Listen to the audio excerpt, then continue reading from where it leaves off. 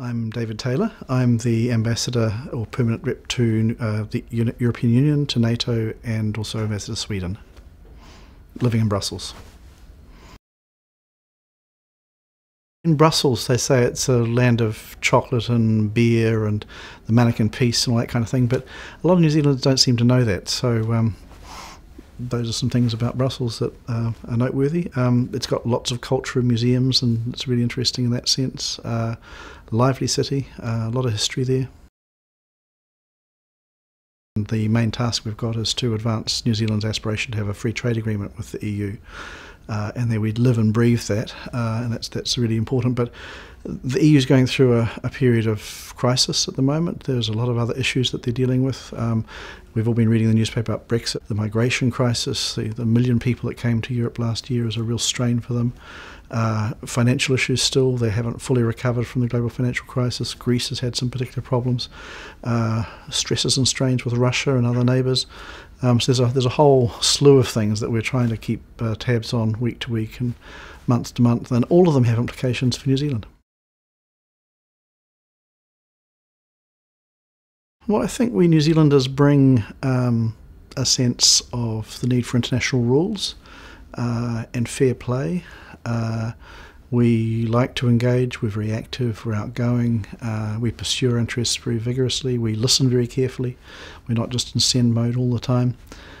So I think we bring a number of things to the table that are positive.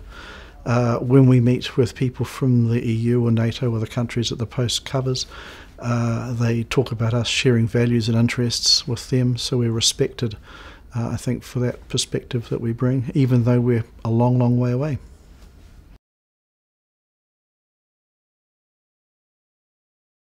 I think New Zealand's done a lot in the last 2 years to strengthen our voice in international affairs. The UN Security Council campaign and the leadership role that our team in New York has played on that has been really positive. The engagement we've had through all of our posts around that agenda has helped us, I think, enormously.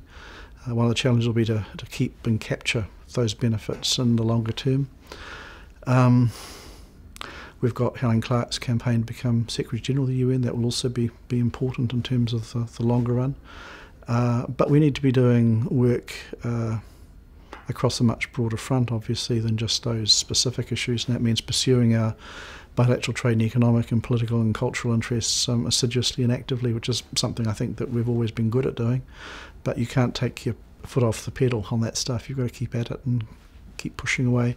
No one owes us anything, so we've got to really be out there proactively performing in a nimble and focused fashion to achieve the objectives that the government sets for us. My wife and I have been really enjoying travelling around the areas not far from our post. Been some wonderful things to go and see and do. I'm a golfer, so I've enjoyed playing golf in Brussels. The weather's not always conducive to that. I've been enjoying going to a few concerts. Last Monday I was at AC/DC, which is something that people look at me don't expect me to be doing, but that was a lot of fun. So those are the sort of things that I enjoy.